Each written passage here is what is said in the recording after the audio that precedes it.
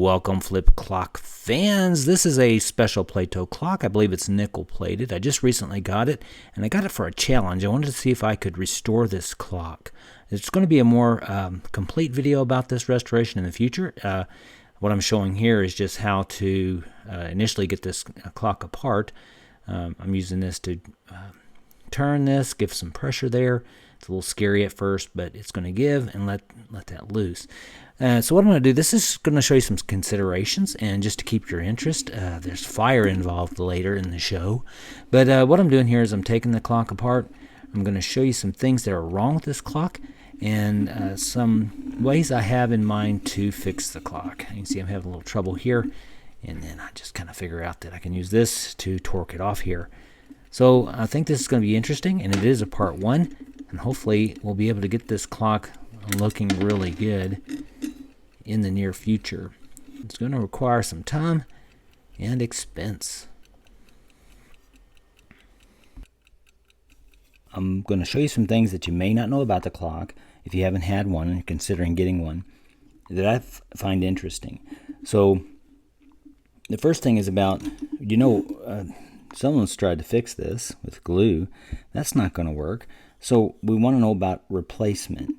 And so if you're into that and you want to know what's going on with that, the diameter is about 2 3/4, but it's more closely matching to about 7 centimeters diameter. Of course, you could do the math, but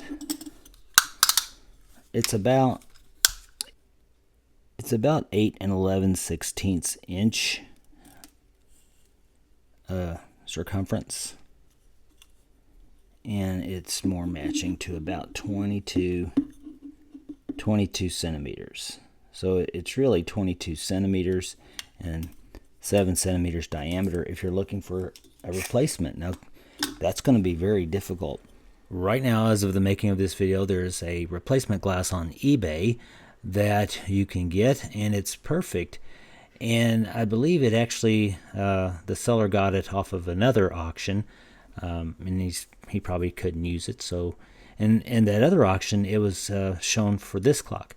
This is the Celluloid Plato Clock. This came out in about 68 to 70, and they made these glasses for these clocks, and they're perfect. They're really good quality, exactly the right size. But how do I know that? How do I know that? Well, when you look at these glasses, the original glasses, they actually have some imperfections in them. You can see that. So in this Plato clock here, you can see this is an original American Plato clock. You can see the error in the glass. Of course, if it's your clock, you just turn it around, But so what I had done to try to replace this, I would like to get a cheap alternative, but I wanted original. So I got this clock. It is a parts clock with blue digits, which I think is neat, but I'm not interested in that right now. With a nice glass, and it is an original glass, almost for sure, because you can see the little errors in there from over 100 years ago. So that glass is still functioning here now.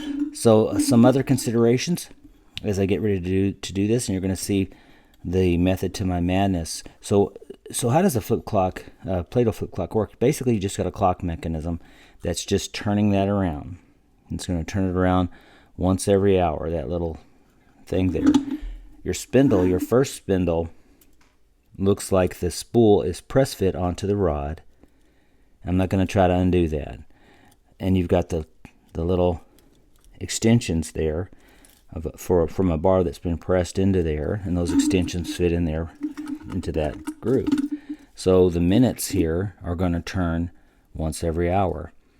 Now the rod will go up through the top here, and if you look, you see you've got a gear with a sleeve on it, and that sleeve is going to go over top of that and mesh with the hours.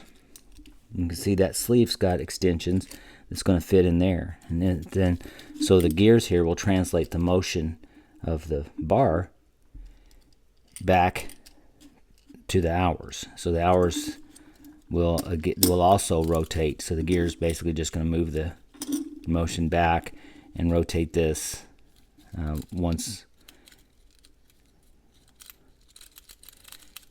every 12 hours. So that's how you're going to get the differential between the minutes and the hours.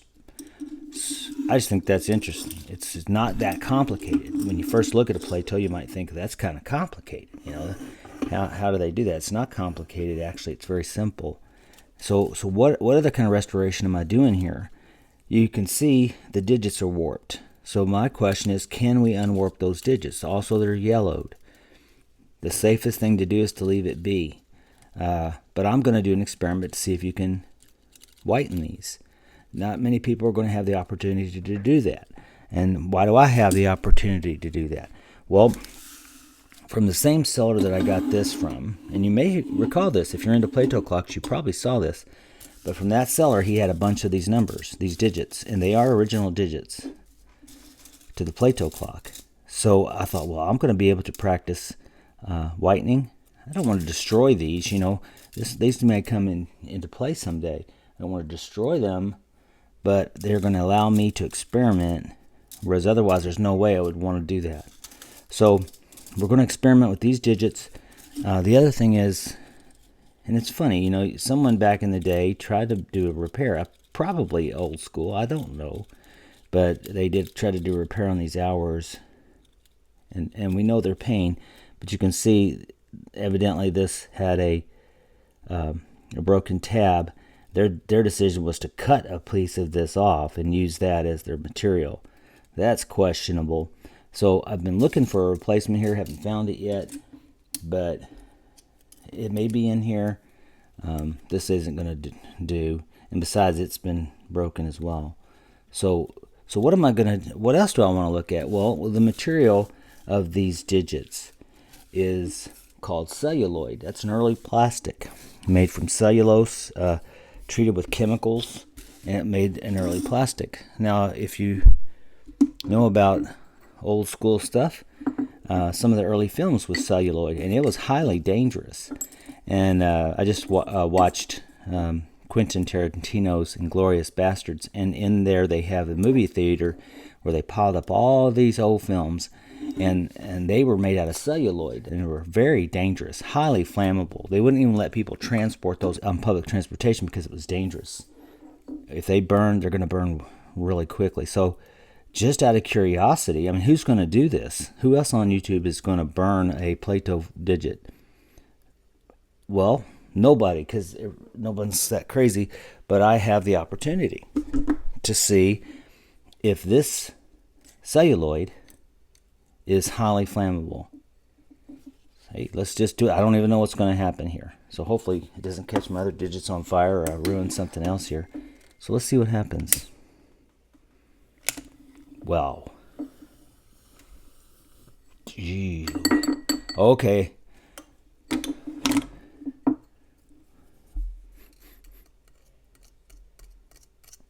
Powder. It just went straight to powder. That is fascinating. Because as you know, most plastic's going to go molten. And most other plastics, if you've been a young man playing with fire, will drip hot, spitting balls of flame, which is really cool. But this goes straight to powder. It looks like cigarette ash. That was cool. So, all for science. So these are dangerous, man. Don't get these near a heat source. So what we're going to do is we're going to find out. So for in part 2, hopefully I'll show you a clock that's fixed. I'm going to experiment with these, see if I can flatten the digits, because part of the problem with this flip clock that I'm restoring is that it's got poor quality digits, the coloring, but also the warpage. So we're going to practice with these.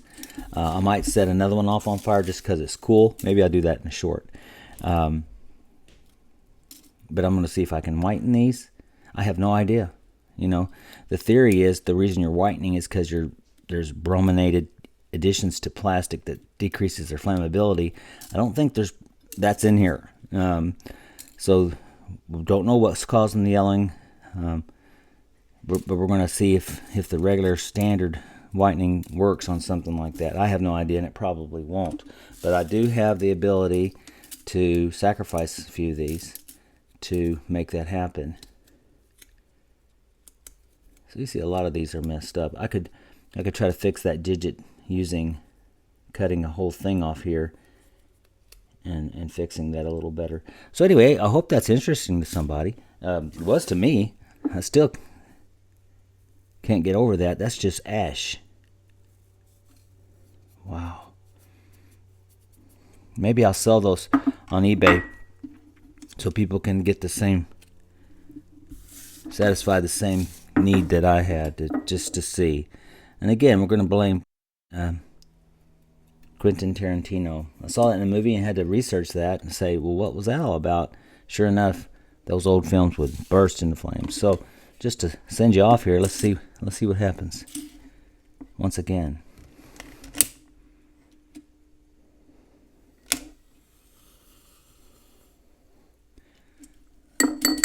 Cool. All right, see you the next time. Thanks for taking the time.